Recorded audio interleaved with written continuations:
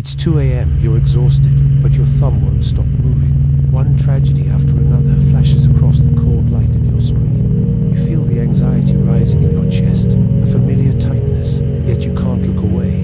You tell yourself you're just staying informed, but this is something else entirely. You're trapped in the infinite descent of the Doomscroll, and in this moment, your brain is exactly where the algorithm wants it to be. The room is dark, a silent chamber broken only by the glow in your hand.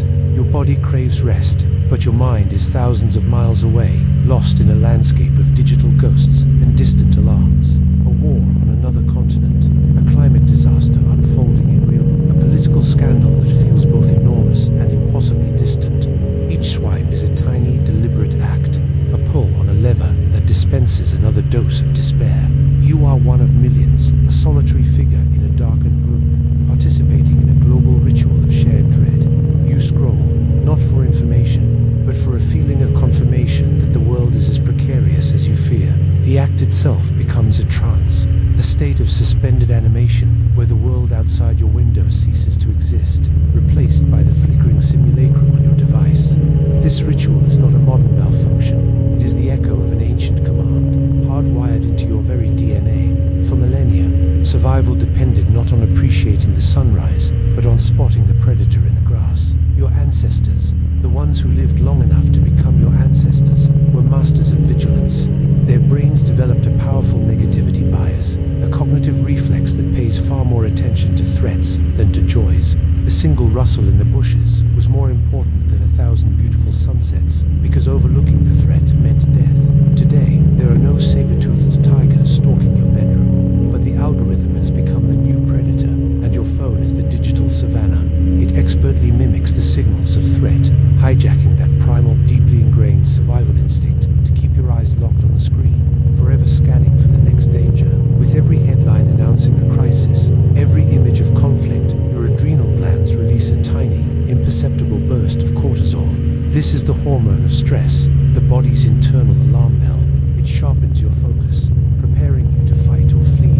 The initial anxiety you feel is your body reacting to a perceived threat. Instinctively, you seek a resolution, a piece of information that will neutralize the danger and silence the alarm. So you keep scrolling, believing the next story, the next post, might hold the answer, the all clear signal.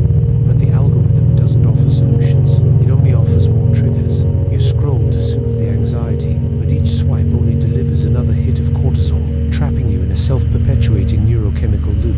You are looking for an off-ramp on a circular road, accelerating with every rotation. This endless cycle is no accident.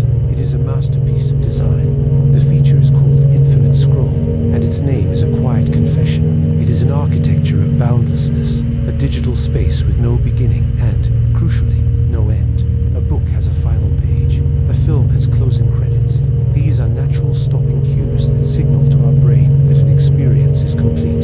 The Infinite Scroll deliberately removes them. By eliminating the bottom of the page, it bypasses your brain's sense of completion, lowering you into a state of continuous, passive consumption. You are not simply reading, you are falling through an information abyss, well designed to be bottomless.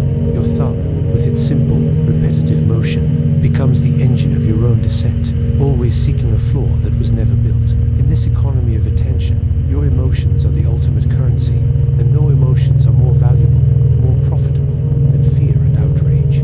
The giant unseen systems that curate your feed are not programmed to make you happy or informed. They are programmed for one purpose, to maximize engagement, and nothing captures human attention like a jolt of anger or a spike of fear. Content that provokes a strong emotional reaction is shared more, commented on more, and watched for longer. The algorithm observes this, learns, and then relentlessly prioritizes the content that sparks the most intense response. Your outrage is not a bug in the system, it is the system's primary product. It monetizes your anxiety, turning your physiological stress response into fractions of a penny, multiplied by billions. But you are not powerless. The spell can be broken. The first step is to recognize the trance for what it is. It requires a conscious shift, a deliberate rebellion against the current. You must move from being a passive consumer, swept along by the algorithmic tide, to an active chooser, the captain of your own attention. This isn't about ignoring the world's problems. It's about curating your engagement with them. Set boundaries. Create a digital sunset, a time each evening when the screens go dark, allowing your mind to detach from the global nervous system and return to the quiet sanctuary of your own physical space. Put the phone down, close your eyes, feel the weight of your own body. Here, now, in the stillness, you can reclaim your focus, your peace, and your mind. You can choose to end the scroll.